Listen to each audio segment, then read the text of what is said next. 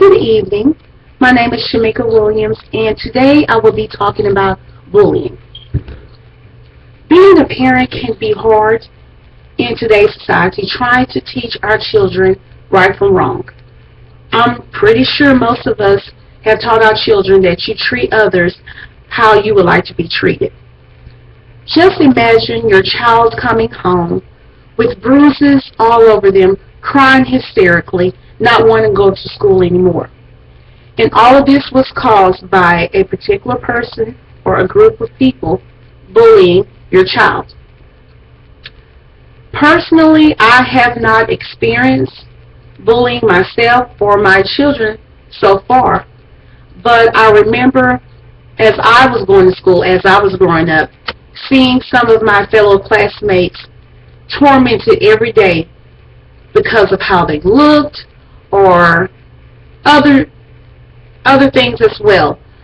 But I felt for those people, it's very hard to deal with and also very hard to see someone go through that. Today I will talk about the effects of bullying and how I feel it should be handled. There are several emotional and physical obstacles a child has to face when they are the victim of bullying. But today, I only want to focus on a few of the main points I feel is necessary in helping a child rebuild after being bullied, and some of the effects that happens while they're being bullied. For instance, low self-esteem may cause harm to themselves or others, decrease in academic levels, and how the person who is doing the bullying should be handled by school officials or authorities, whoever handles that situation. First, let's start off with self-esteem. I was reading in an article that a Dr. Mark Denberg had wrote, and he expressed in this article that he himself was a victim of bullying when he was growing up. Now, he displayed that it didn't actually happen at the school, but actually on a bus, as he was getting off the bus and while he was riding the bus. He also stated in this article that he remembered feeling worthless and he felt like a loser.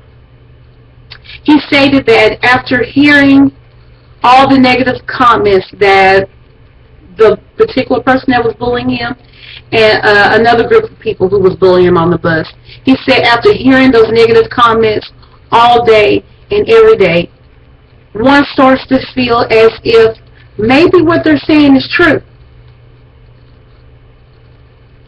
Just as he felt all alone and nobody wanted to be his friend in school, I'm pretty sure that there are a lot of kids who face that in schools and on the bus, even in today. Which brings me to my next topic, which is about low academic levels. When a child is feeling emotional detached from school, from peers, from family, the last thing on their mind is trying to make good grades. They can't focus on good grades because they're probably feeling as if, why is this happening to me? Why is it that I'm not like the rest of the people or like other people in my class? So when they're feeling like that, there's no way they can focus on academics. So that's when you start seeing a trend of failing grades. As parents, it is so important that we pay attention to what's going on with our children. Take the time to talk with our children. Notice the signs of depression, feeling detached from the family, not wanting to be involved with anyone, not wanting to interact with anybody. Also maybe not eating, notice failing grades. Let's pay attention to that, because if it was my child and my child was going through this, I would definitely want something done ASAP about it. And it is our job to make sure if something like this has happened, make sure that we talk to the school officials immediately. I propose that school officials, once they are notified about this particular situation, that the investigation should be done. I'm not talking about maybe weeks and weeks after, but immediately. It doesn't take long to realize if a child is truly being bullied. So, first I would say mandatory counseling. And the reasons I say mandatory counseling, maybe taking a more positive approach about handling the person who is actually doing the bullying. Sometimes they're reacting out because of maybe something that's going on at home, or maybe some other issues. And by talking with a professional, sometimes it can help that child heal whatever's going on. After counseling with a professional, if that's the first warning, if after that the behavior still continues, I propose suspension. If suspension doesn't work and the behavior still continues, automatically expulsion or law enforcement should get involved. There should be a zero tolerance for bullying at school. No child should ever feel as if they're too scared to go to school. School was not intended for anyone to be able to go to school, get bullied and everything. It's not right. If it was my child, I wouldn't want that for my child, and I'm pretty sure nobody would like that for their children. Too many times we take this matter too lightly.